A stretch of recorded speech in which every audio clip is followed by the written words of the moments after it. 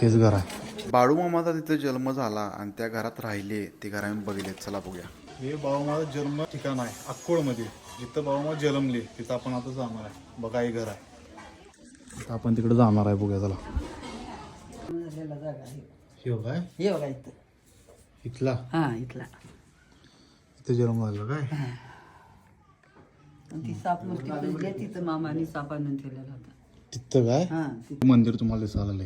हे 4 सप्टेंबर 1966 रोजी याच मंदिरात, मरुगबाईच्या मंदिरात यांनी समाधी घेतली आहे बाळूमानी. आणि आम्ही जे तिथं आलोय, तिथं हे दरवाजा आहे आणि कोळगावात जन्मस्थान आहे. तिथं आलोय आम्ही. इथं लहान असत्या वेळेला इथं जन्म झालेला आहे. ही जी पूजलेला आहे जागा, इथं बाळूमाचा जन्म झालेला आहे. आणि तो साप आलेला, मागणं साप आलता.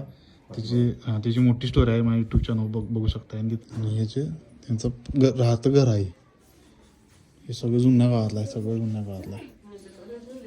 इथंच देवान जन्म घेतलेला.